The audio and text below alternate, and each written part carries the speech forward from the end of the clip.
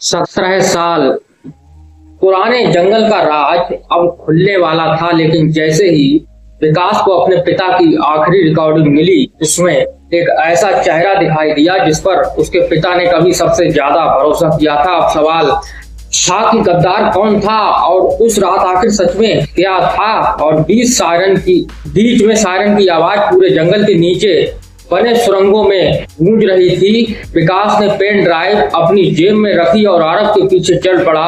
और राघव सबसे आगे था। अमित बार बार पीछे मुड़कर देख रहा था। कुछ दूर जाने के बाद सुरंग अचानक 3 रास्तों में बंट गई और ये देखकर राघव रुक गया। अब हमें अलग होना पड़ेगा, उसने कहा। और विकास ने हैरानी से पूछा, अलग क्यों होना पड़ेगा? और राघव ने कहा, क्योंकि बाहर निकलने का सिर्फ एक रास्ता है और बाकी दोनों रास्ते उन्हें भ्रमित करने के लिए हैं। अमित ने पूछा, और सही रास्ता कौन सा है? आरव ने बिना कुछ बोले बीच वाले रास्ते की तरफ इशारा किया। तीनों आगे बढ़ने लगे, लेकिन विकास को कुछ अजीब लगा। छोटे छोटे निशान, दीवार पर छोटे छोटे निशान बने हुए थे, लाल रंग के निशान, वही निशान जो उसने बचपन की याद में देखे थे। और वह अचानक रुक गया।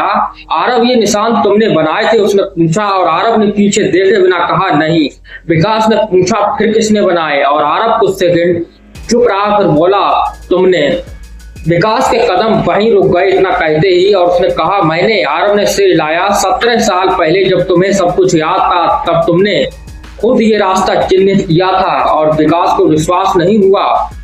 उसने दीवार पर हाथ रखा और अचानक उसके दिमाग में एक और याद चमकी। वह छोटा था, उसके हाथ में लाल रंग था, वह दीवार पर निशान बना रहा था और उसके पीछे उसके पिता खड़े होकर कह रहे थे, अगर कभी वापस आना पड़े तो इन्हीं निशानों का पीछा करना। और विकास ने आंखें खोल दी। अब उसे समझ आने लगा था कि उसके पिता ने जंगल में उसके लिए रास्ता क्यों छोड़ा था। लेकिन तभी सामने से तेज कदमों की आवाज आने लगी। राघव ने तुरंत पूछा, सब लोग नीचे बैठो। चारों दीवार के पास छिप गए और कुछ सेकंड बाद 2 आदमी टॉर्च लेकर सुरंग में आए। वे किसी को ढूंढ रहे थे। एक आदमी ने कहा, पेन ड्राइव उनके पास है। और दूसरे ने जवाब दिया, उन्हें बाहर जाने मत देना। और विकास ने अमित की तरफ देखा। अब खतरा बिल्कुल करीब था। आरव ने धीरे धीरे से दीवार का एक हिस्सा दबाया। दीवार का एक छोटा दरवाजा खुल गया। भाई फुसफुसाया, अंदर चलो। और सभी उस गुप्त रास्ते में घुस गए। और दरवाजा बंद होते ही बाहर के कदमों की आवाज पास आ गई। अंदर एक लंबा संकरा रास्ता था। कुछ दूर जाने के बाद सामने हल्की रोशनी दिखाई दी और विकास आगे बढ़ा। और जैसे ही वह बाहर निकला, उसके सामने वही जंगल था।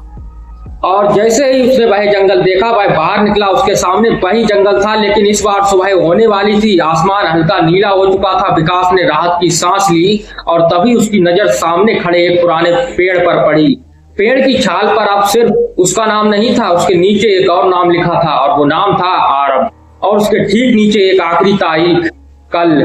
विकास ने घबराकर आरव की तरफ देखा। आरव का चेहरा अचानक गंभीर हो गया। उसने धीमे से कहा, इसका मतलब है कहानी अभी खत्म नहीं हुई। और विकास पेड़ पर लिखे आरव नाम को देखता रहा। उसके नीचे लिखी तारीख देखकर उसके चेहरे का रंग उड़ गया। कल? अमित ने पूछा। लेकिन कल तो हम यहाँ थे ही नहीं। फिर ये तारीख किसने लिखी? आरव ने कोई जवाब नहीं दिया। वह धीरे धीरे पेड़ के पास गया और उंगलियों से उसने नाम को छुआ और फिर बोला कि ये मेरे लिए नहीं लिखा गया। विकास ने हैरानी से पूछा, तो किसके लिए लिखा गया? आरव ने उसकी तरफ देखा, तुम्हारे लिए। और विकास कुछ समझ नहीं पाया। और तभी उसकी जेब में रखा पेन ड्राइव अचानक गर्म होने लगा। उसने उसे बाहर निकाला। पेन ड्राइव की छोटी सी लाल लाइट अपने आप जल रही थी। और अमित ने कहा, इसे किसी कंप्यूटर में लगाना पड़ेगा। और विकास ने आसपास देखा। जंगल के किनारे एक पुरानी इमारत दिखाई दे रही थी और वहां एक कमरा है। आरव ने कहा, तुम्हारे पिता ने उसे आखिरी बार इस्तेमाल किया था। और तीनों उस इमारत की तरफ बढ़ गए। दरवाजा जंग लगा हुआ था, लेकिन खुला था और अंदर एक पुरानी मेज, कुर्सी और कंप्यूटर रखा था। विकास ने पेन ड्राइव कंप्यूटर में लगा दी। स्क्रीन कुछ सेकंड तक काली रही। फिर एक फाइल दिखाई दी। विकास ने फाइल खोली। स्क्रीन पर उसके पिता दिखाई दिए, लेकिन इस बार उनका चेहरा पहले से ज्यादा गंभीर था। और उन्होंने कहा, विकास, अगर तुम ये वीडियो देख रहे हो तो इसका मतलब है कि तुमने जंगल का रास्ता फिर से खोज लिया है। और विकास स्क्रीन के बिल्कुल करीब चला गया। उसके पिता आगे बोले, तुम्हें लगता है कि 17 साल पहले तुम्हारी याददाश्त खो गई थी? सच में क्या लगता है तुम्हें ऐसा? और कुछ पल रुककर उन्होंने कहा, लेकिन असली बात ये है कि तुम्हारी याददाश्त किसी ने मिटाई नहीं थी। विकास की सांस रुक गई इतना सुनते ही, और अमित ने स्क्रीन की तरफ देखा। वीडियो में उसके पिता बोले, तुमने खुद उस रात सब कुछ भूलने का फैसला किया था। और कमरे में सन्नाटा छा गया। इतना सुनते ही विकास ने अविश्वास से कहा, मैंने खुद वीडियो चलता रहा। उसके पिता बोले, क्योंकि तुमने जो देखा था उसे याद रखना तुम्हारे लिए खतरनाक था। और फिर स्क्रीन पर एक पुरानी तस्वीर दिखाई दी। उसमें 9 साल का विकास अकेला खड़ा था, लेकिन उसके हाथ में एक कागज था। कागज पर एक नाम लिखा था, राघव। और विकास ने तुरंत पीछे मुड़कर देखा। राघव कमरे में नहीं था। और अमित ने घबराकर पूछा कि राघव कहाँ गया? और उसके सामने से कोई जवाब नहीं आया। और आरव खिड़की के पास खड़ा था। उसने बाहर देखा और धीरे से कहा, वो हमें यहाँ तक लाने के लिए था। और विकास ने पूछा, किसके लिए? आरव ने बाहर जंगल की तरफ देखा। दूर एक आदमी खड़ा था। उसके हाथ में बही लाल फाइल थी। और आरव ने धीमी आवाज में कहा, जिसे तुम ढूंढ रहे थे वो कभी जंगल में छुपा ही नहीं था। और विकास ने पूछा, तो कहाँ था? और आरव ने उसकी तरफ देखा और कहा, वो तुम्हारे बिल्कुल पास था। आरव की बात सुनकर विकास कुछ पल के लिए बिल्कुल शांत रह गया। मेरे बिल्कुल पास? आरव ने सिर हिलाया। हाँ, लेकिन अभी तुम्हें उसका नाम जानना जरूरी नहीं है। अमित गुस्से में बोला, हम इतने सालों से रहस्य के पीछे हैं और अब आधी बातें मत करो। आरव ने उसकी तरफ देखा। अगर मैंने सब कुछ अभी बता दिया तो शायद हम तीनों यहाँ से बाहर नहीं निकल पाएंगे। और तभी कंप्यूटर स्क्रीन पर वीडियो अपने आप आगे चल पड़ा। विकास के पिता की आवाज फिर सुनाई दी कि विकास, जब तुम ये देखोगे तब शायद तुम्हें लगेगा कि तुम्हारे आसपास के लोग तुम्हारे दुश्मन हैं, लेकिन हर किसी पर शक मत करना। और फिर वीडियो में एक पुरानी तारीख दिखाई दी। तारीख थी 13 अगस्त सन 2009 और उसके नीचे लिखा था, घटना के अगले दिन। वीडियो में विकास के पिता जंगल के बाहर खड़े थे। उनके साथ एक छोटा बच्चा था। और विकास ने स्क्रीन को गौर से देखा। वह बच्चा आरव था, लेकिन वीडियो में आरव बिल्कुल शांत था। उसके हाथ में वही लाल रिबन था। और विकास के पिता ने कैमरे की तरफ देखकर कहा कि आरव ने सब कुछ देखा है। और फिर उन्होंने आरव से पूछा, क्या तुम विकास को याद रखोगे? और आरव ने सिर हिलाकर कहा, हाँ। और विकास की आंखें आरव पर टिक गईं। और तभी वीडियो में उसके पिता ने एक और सवाल पूछा, और अगर विकास कभी वापस आया? और आरव ने बिना किसी झिझक के जवाब दिया, मैं उस सच तक ले जाऊंगा। और वीडियो अचानक बंद हो गया। इतना कहते ही कमरे में कुछ पल तक खामोशी रही। विकास ने आरव की तरफ देखा कि तुम इतने सालों से मेरा इंतजार कर रहे थे? और आरव ने कहा, हाँ। क्यों? आरव ने जेब से एक पुरानी फोटो निकाली और फोटो में विकास के पिता और एक अज्ञात आदमी खड़े थे। अज्ञात आदमी के चेहरे पर काला निशान बना हुआ था। और आरव ने फोटो विकास को देते हुए कहा, क्योंकि तुम्हारे पिता ने कहा था कि जिस दिन तुम वापस आओगे उसी दिन ये आदमी फिर सामने आएगा, ऐसा उन्होंने कहा था। और अचानक बाहर किसी कार के रुकने की आवाज आई। अमित खिड़की के पास गया। जंगल के रास्ते पर एक काली गाड़ी खड़ी थी। उसमें से एक आदमी बाहर निकला। विकास ने उसे देखते ही पहचान लिया। उसका चेहरा देखकर वह पीछे हट गया कि नहीं। उसने कहा, नहीं। अमित ने पूछा, क्या हुआ? और विकास ने कांपती आवाज में कहा, मैं इसे जानता हूं। और आरव ने तुरंत पूछा कि कौन है? और विकास ने खिड़की से नजर हटाए बिना ये वही आदमी है कह दिया। और जिसे मैंने 17 साल पहले अपने पिता के साथ देखा था, ये वही है। और बाहर खड़ा आदमी धीरे धीरे इमारत की तरफ बढ़ने लगा। और उसके हाथ में एक पुरानी फाइल थी। और फाइल के ऊपर लिखा था, विकास, अंतिम गवाह। और काली गाड़ी से निकला आदमी धीरे धीरे इमारत की तरफ बढ़ रहा था। विकास खिड़की से उसे देखता रहा। उस आदमी के हाथ में वही पुरानी फाइल थी जिस पर लिखा था, विकास, अंतिम गवाह। और अमित ने धीरे से पूछा कि विकास, क्या यही वो आदमी है? विकास ने सिर हिलाया। हाँ, मैंने इसे 17 साल पहले देखा था। और आरव ने तुरंत कमरे की लाइट बंद कर दी। तीनों अंधेरे में खड़े हो गए और बाहर कदमों की आवाज करीब आती जा रही थी और करीब आती जा रही थी। और फिर दरवाजे के सामने कदम रुक गए और कुछ सेकंड तक खामोशी रही। फिर बाहर से आवाज आई कि विकास, मुझे पता है तुम अंदर हो। और विकास ने कोई जवाब नहीं दिया। आवाज दोबारा आई कि तुम्हारे पिता ने जो शुरू किया था उसे खत्म करने का समय अब आ गया है। और अमित ने विकास की तरफ देखा, लेकिन विकास के चेहरे पर अब बिल्कुल भी डर नहीं था। उसने धीरे से कहा, अगर मैं भागूंगा, अब मैं भागूंगा नहीं। और विकास ने पेन ड्राइव अपनी जेब से निकाली। उसने अमित को देखते हुए कहा, अगर मेरे साथ कुछ होता है तो इसे बाहर ले जाना। और अमित ने सिर हिलाया और तभी आरव ने दीवार के पीछे छुपा एक छोटा रास्ता खोल दिया। जैसे ही उसने वह छोटा रास्ता खोल दिया, इससे बाहर जाने का रास्ता है, उसने कहा। विकास ने कहा कि नहीं, इस बार हम भागेंगे नहीं। और वह दरवाजे के पास गया। अमित ने उसका हाथ पकड़कर रोकना चाहा कि सोच लो, लेकिन विकास ने दरवाजे की तरफ देखते हुए कहा, 17 साल पहले मैं डरकर चला गया था और आज मेरे पास सच है। और उसने दरवाजा खोल दिया। सामने वही आदमी खड़ा था। उसने विकास को देखा और हल्की मुस्कान दी। आखिर तुमने दरवाजा खोल ही दिया। और विकास ने पूछा कि मेरे पिता के साथ क्या हुआ था, उसने पूछा।